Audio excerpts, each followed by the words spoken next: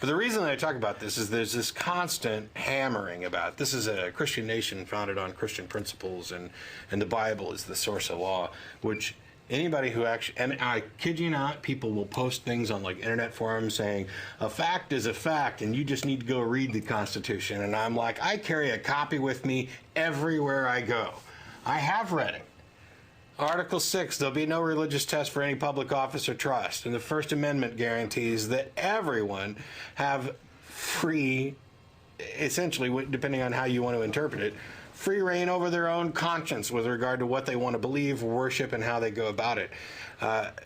But, you know, we had a guy pop up on the Atheist Experience blog that Martin runs, posting, you know, some nonsensical quote from George Washington about how... Washington? Did I say Washington? It's a washing machine. Woo, I really have been down the South for way too long.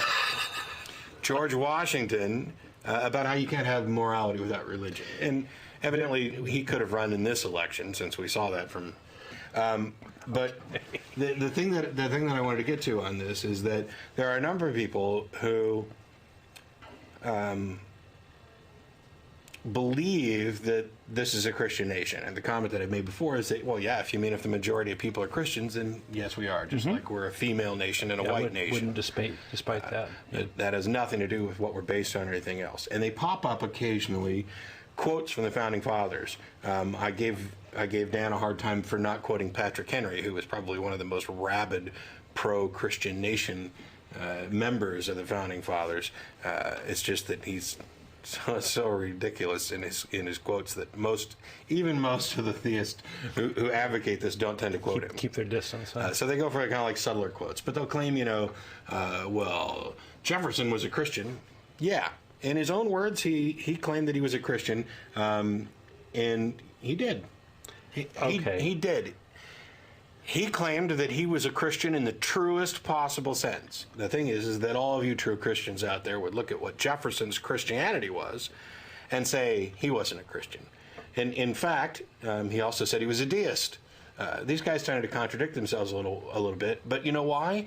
It's because you're going out and picking out quotes from different points in people's lives. I used to say I was a Christian. I was. You can find somewhere where I've contradicted myself.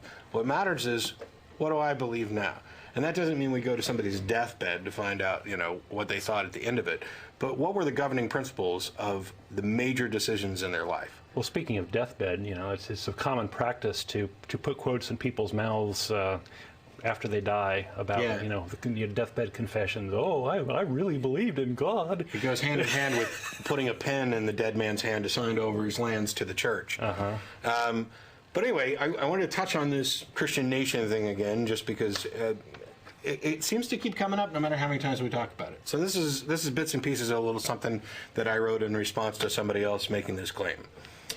Quote, the government of the United States is not in any sense founded on the Christian religion. You know where that is? That's the Treaty of Tripoli. Article 11 of the 1797 Treaty of Tripoli. Okay. This was negotiated under George Washington. The treaty took effect under John Adams. It was debated and unanimously approved by the Senate of the United States without any controversy or complaint about the language. There's your Founding Fathers. Yeah. These guys really understood what religious freedom was. In 1786, before the Constitution was written, Patrick Henry, the nut job I referred to earlier, submitted a proposal to the state of Virginia to publicly finance the teaching of Christianity in schools. What happened? Virginians rejected it, and instead they passed the Act for Establishing Religious Freedom. This act, which prohibited tax support for religious institutions and religious tests for public office, was supported by evangelicals who feared, as they were a minority in an Episcopalian state, government intrusion upon their rights to practice their beliefs. They should be afraid. The very people who are now removing language from the U.S. Air Force code that would establish diversity, freedom, they've removed that. Why? Because they're in the majority. Because now they feel the protection of having the majority of the population, or the majority of the finances, or the majority of the power. You no longer need religious protection of your religious freedoms if you're in the majority. That's the time when you try to take over.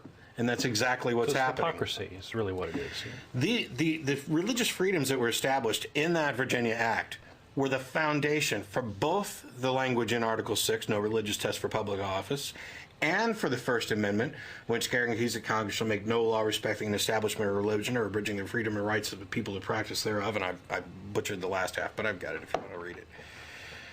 The Founding Fathers weren't all of one mind on these issues. Washington didn't have any problem with making presidential proclamations that thanked God. Jefferson, on the other hand, felt that those proclamations were unconstitutional. So what did the other Founding Fathers have to say on the subject?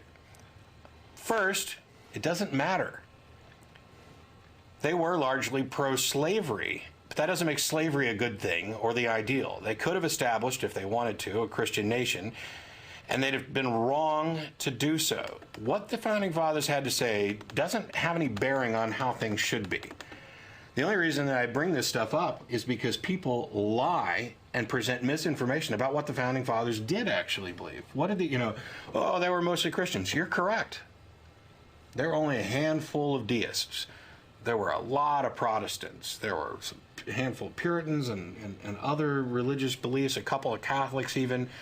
There weren't even that many deists. None of them openly professed atheism, although I think if we... None of them were Jews, as I remember. No. Which is, kind of funny because there's this propaganda going on about Judeo-Christian nation and all that BS, right? We need the myth of Judeo-Christianity. put you an end right there. Yeah, they were. But it's those who are influenced by German freethinkers and deists are the ones who are most influential in founding what our government is.